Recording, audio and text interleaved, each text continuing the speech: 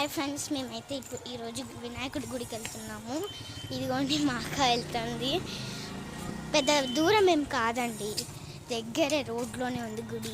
So ఇక్కడ దగ్గరలో ఉంటుంది. సో దగ్గరికి వచ్చేసాం. సో ఇదే గైస్, ఎంత క్లైమేట్, ఎంత రిలాక్సింగ్ అండ్ పీస్ఫుల్గా ఉంది కదా. పనులు వెళ్తూనే ఉంటాయి, వస్తూనే ఉంటాయి.